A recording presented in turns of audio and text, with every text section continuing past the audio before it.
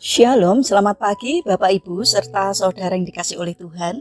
Kiranya berkat, damai sejahtera dan sukacita dari Tuhan Yesus Kristus senantiasa menyertai kita sekalian.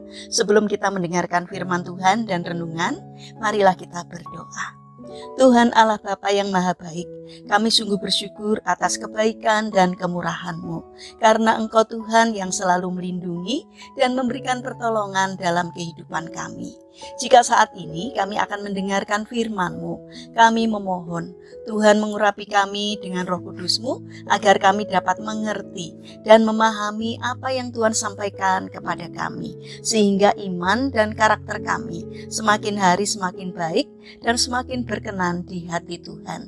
Terima kasih Tuhan. Di dalam nama Tuhan Yesus Kristus kami sambut berkat firman-Mu. Amin. Bapak Ibu serta saudara yang terkasih, bacaan firman Tuhan saat ini diambil dari TB2 kitab 1 Korintus pasal 15 ayat 58. Demikianlah sabda Tuhan. Karena itu saudara-saudaraku yang terkasih, berdirilah teguh, jangan goyah, dan giatlah selalu dalam pekerjaan Tuhan. Sebab kamu tahu bahwa dalam persekutuan dengan Tuhan, jerih payahmu tidak sia-sia. Tema renungan saat ini adalah setia pada proses. Bapak Ibu serta saudara yang terkasih, tanaman bambu Cina tergolong tumbuhan yang unik. Tumbuhan ini tidak menunjukkan pertumbuhan berarti selama 6-7 tahun pertama. Ia hanya tumbuh beberapa sentimeter saja sekalipun sudah hidup sekian lama.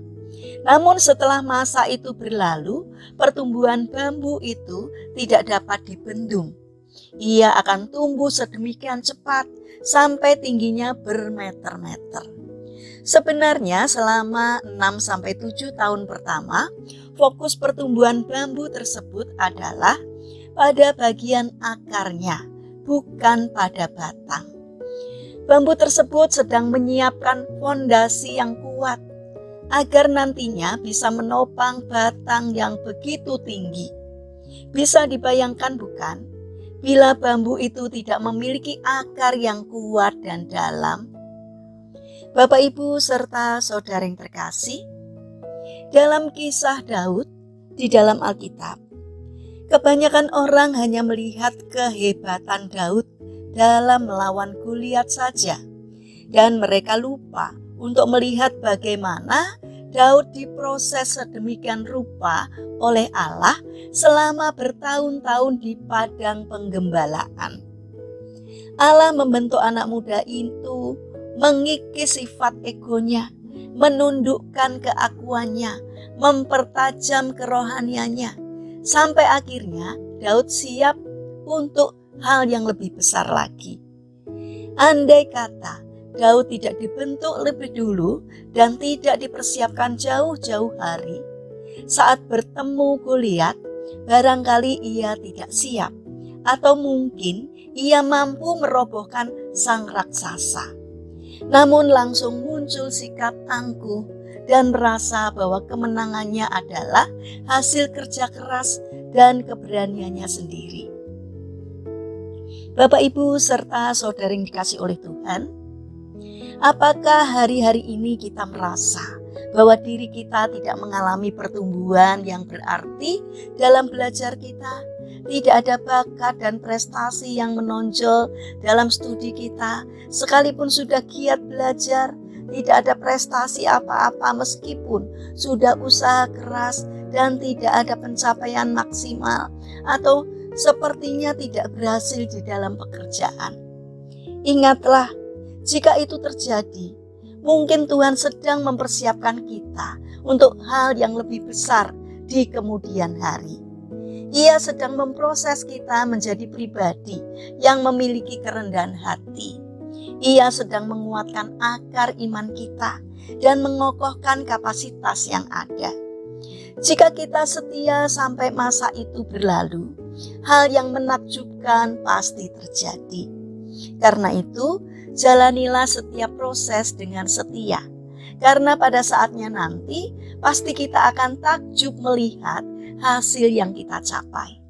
Mari kita bangun karakter sabar dan setia, karena pada saatnya nanti kesabaran dan kesetiaan kita dalam menjalani proses pasti akan mendatangkan hasil. Mari kita berdoa. Tuhan Yesus yang Maha Baik dan Pemurah, kini kami tahu bahwa Engkau sedang memproses kami menuju kesuksesan yang lebih besar. Karena itu bantulah kami agar kami tetap setia dan bertahan di masa-masa sulit saat ini. Saat ini kami mendoakan bagi mereka yang mengalami permasalahan dan kesulitan hidup. Kiranya Tuhan berkenan hadir untuk menolong mereka. Bagi mereka yang terbaring sakit, kiranya Tuhan memberkati setiap upaya yang mereka lakukan, sehingga mereka memperoleh kesembuhan dari Tuhan. Saat ini kami ingin menyerahkan setiap rencana dan aktivitas kami hari ini kepadamu. Berikanlah ketekunan dan juga semangat kepada kami dalam menjalankan karya kami. Tolonglah kami agar kami senantiasa mengucap syukur kepada Tuhan melalui kesempatan yang Tuhan berikan kepada kami. Sehingga apapun yang boleh kami kerjakan, kami boleh memberikan yang terbaik untuk Tuhan. Terima kasih Tuhan, kami percaya bahwa Engkau akan menolong kami. Kami serahkan doa ini hanya di dalam nama Tuhan Yesus Kristus. Amin. Puji Tuhan Bapak Ibu serta saudara yang terkasih, kiranya firman Tuhan dan renungan hari ini dapat menjadi berkat bagi kita semua. Haleluya.